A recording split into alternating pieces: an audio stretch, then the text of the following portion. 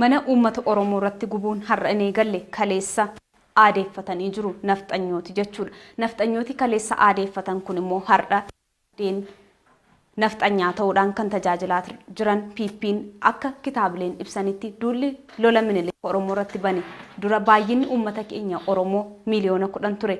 Dhuma lola sanaa irratti baay'inni oromoo bara 1901tti miliyoona 5tti gad bu'uunsaa seenaan ni hima. Minilikis gargaarsa Faransaayiin dabalatee biyyoota Awurooppaa irraa argateen daguuggaa fakkaataa hin qabne sanyii oromoo irratti gaggeessuu halagaaniyyuu ragaa ba'a. Ragaa qabatamaan haqa kan ummatni himaamsaan walitti dabarsaa dhufe daran fudhatamaa ta'uu hubachaa ummata oromoo lafarraa duguuguun sagantaa mootota Itoophiyaa ture. Keessattuu moototi Shawaa dhaloota danuudhaaf daba akkasii irratti bobba'aa turan. Duula akaakayyuu minilik saayila sillaasee bara 1840tti sulultaatti bobbaasee kan ijaan arge akkas jedhee barreesse ture. Bara 1840tti gaafa 25 ganama keessaa sa'aatii 2tti dirree sulultaa jedhamu geenyee qubanne. Ummati tulluuwwan naannoo sanaarra qubatan oromoo yookiis sulultaa jedhamu. Warri isaan irraa gara kibba bahaa qubatan ammoo finfinnee jedhamanii maqaa garaagaraatiin jiraatanii waamamu. Oromoon sulultaa saawwaa fi fardan nugusichaa gabbaruu waan didaniif mootichi gandi isaanii hundi abiddaan akka barbadaa'u ajajee ture. Booda hundaarratti gandeen kun waan barbadaa'aniif maqaa isaanii galmeessuun barbaachisaa natti hin fakkaanne. Waraanni kan saayila sillaasee waan fedhan erga fudhatanii booda ni gubu turan jedhee ibsee jira. Egaa kun waan amma yeroo ammaa kana keessattis ummata oromoo irratti ta'aa jiru. Lola kana irratti yaada dabalataan kan barreessan Profeesar Muhammad Hasan midhaan oomishamee waan dhumeef mootichi akka aadaa isaa oomisha gubuu hanqatuyyuu qamadii hedduun manneen wajjin gubatanii jechuun ibsanii turani. Lola muddee 25-1840 kan barreessan kan biraan daarkawaan kitaaba isaa irratti bobbaa lolaa kanaan qofa irratti oromoorra namoonni 4,600 naannoo sulultaa fi finfinnee qofaatti akka ajjeefaman katabee jira. Namni daarkawaay jedhamu kun nama minilik leellisu yoo ta'u barruu isaa kanaas akka mootummaa minilik keessaa tokko ta'etti ibsee faarsee barreessee jira. Barreessaan kun kitaaba isaa kana keessatti minilik gocha akkanaa akka abbootii isaarraa dhaaletti bifa gammachuu irraa qabuun ibsataa ture jechuudha. Barreessaa dhumti kun itti dabaluudhaan duula minilik kan gaafa 6 bara 1886 irratti qofaa oromooti arsii 6,000 dhumaniiru jechuun galmeessee jira. Daarkawaan namni faranjoota leellisaa minilik irratti kitaaba barreessan keessaa isa tokko ture. Ogaa Saalviyaak dabalatee barreessitoonni Awurooppaallee duula minilikiin oromoon walakkaan dhumee hir'achuu ibsaa turaniiru. Kunis seenaan ni hima. Dogoggoroota irratti jiran kan ibsan barreessitoonni Awurooppaa ummanni oromoo naannoo dhuma jirutti diina dura dhaabbachuun waan loluuf hanga du'ee fi hanga madaa'e galmeeffachuu fi haalli isaaf anjaa akkan turre himu. Kanaanis du'a oromoo waraabessaa fi allaattiin soorateetuma waan isa du'es dagatamaa akkaafu ibsu. Meeshaan waraanaa minilik ilaalchisuun daarkawaan dhuma jaarraa 18ffaa fi seensa jaarraa 19ffaa keessa ergisaa bittaadhaan meeshaa waraanaa ammayyaa hedduu akka horate ibsee jira. Akka barreeffama daarkawaatti minilik seensa jaarraa 19ffaa irratti yoo xiqqaate qawwee 60,000 rasaasa 100,000 olii fi baruuda baarmeela 1,000 baay'ee 1,000 hedduu bitatee ture. Lakkoofsi madaafasaas 1,000 baay'eedhaan kan lakkaa'amu ta'uu seenaan ni hima.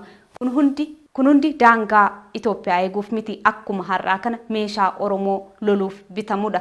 Lafoota oromoo ajjeesan maratti akkuma har'aa kana mana oromoo gubuu, loon ummata oromoo saamuu, midhaan maasaarraa akka oromoon ittiin gargaaramne abiddaan gubuu fi kan galee mana jiru immoo saamanii diinagdee waraanaa tumsataa turuu nafxanyootaatiin seenaan ni hima. Waraanni minilik lafa lolli oromoo itti hammaatetti balaa dhukkubaa galchuudhaan humna oromoo dadhabsiisaas tureera. Kanas tooftaa kan biraatiin fayyadame. Kitaabileen seenaa qabsoo oromoo ilaalchisuudhaan barreeffaman hedduun akka jedhanitti fakkeenya fudhachuudhaan kan eeran illuu abbaabur keessa waraana tasammaa naadootii weerara habashaa bittaa kolanii nafxanyaa lola minilik taasiseen illuu abbaabur bakka cabsuu dadhaban. Kanaafis akka seenaan jedhutti waraanni tasammaa naadoo illuu abbaabur kan hoogganamutti kallachaan lolee injifachuu yeroo ijibbaatetti tooftaa dhukkuba seensisuutti dhimma bahe.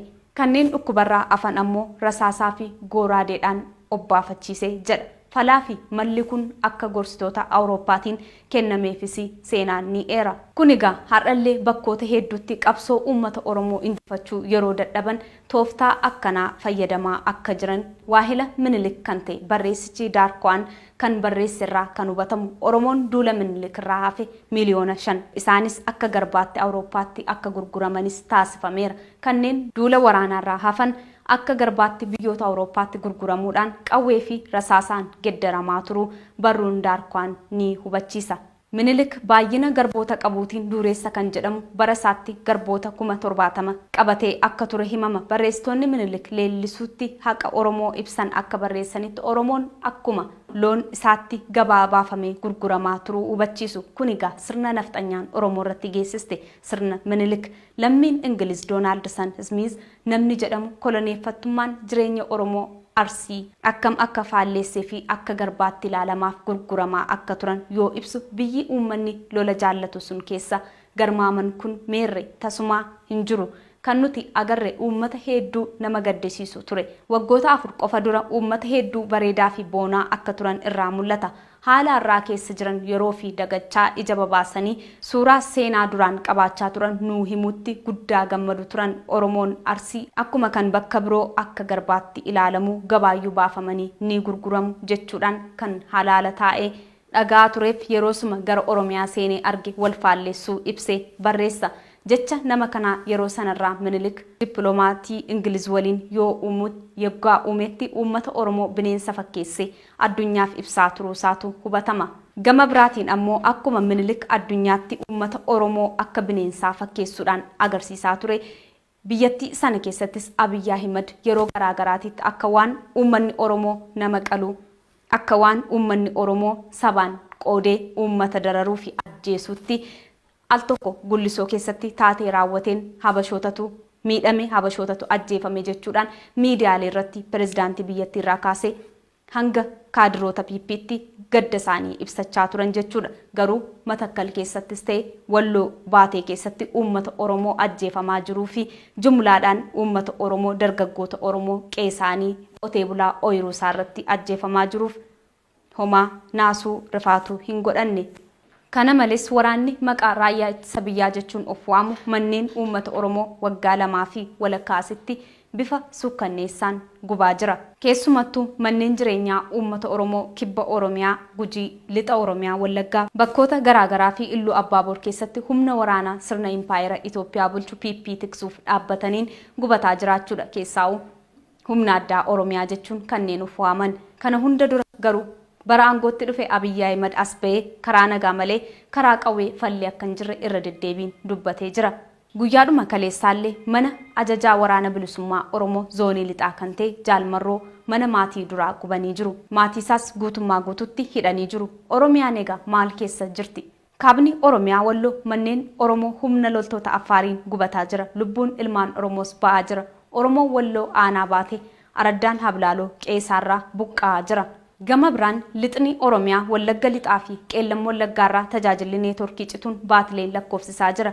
Gara sanatti bilbiluus ta'e achitti miidiyaa hawaasaa fayyadamuun dhaabbateera. Guutummaa guututti uummati ukkaamsaa kana jalatti jumlaan ajjeefamaa jira. Guyyaatti ilmaan Oromoo hanga 10 waraana ppiitiin ajjeefamaa oolu. Handhuura Oromiyaa magaalaa Finfinnee fi kutaalee Oromiyaa biroo keessatti hoogganotaa fi miseensota adda bilisummaa Oromoo hidhuuf dhabamsiisuun hojii idilee qaamolee mootummaa ofiin jedhan humna ppiin raawwatamaa jira. Kibba Bahaa Oromiyaa, Baalee, Arsii fi kibba Oromiyaa, Gujii fi Booranaa keessatti ilmaan Oromoo nagaa qabanii hidhuudhaan namoota meeshaa maleeyyii maanguddoo fi daa'imman dabalatee qabanii mana raarsaatti ukkaamsanii waraana bilisummaa Oromoo to'annee jechuudhaan ppiin miidiyaalee isaanii irratti dookumentarii sobaa dalagaa jiru. Giddugala Oromiyaa fi Horroo Guduruu Wallaggaatti manneen uummata nagaa Oromoo waraana ppiin gubataa jira. Ilmaan isaanis ajjeefamanii bakkeetti gatamaa jiru. Bahaa Oromiyaa fi giddugala Oromiyaatti ajjechaa fi hidhaan qaama ppiin raawwatu daranuu hidda fageeffatee jira. Lixa Oromiyaa godina Matakkal keessatti ilmaan Oromoo irratti weerarri hamaan banamee lolli jabaan irratti gaggeeffamaa jira. Kunis egaa agarsiiftuu faana Minilik dha'uudhaan sirna nafxanyaa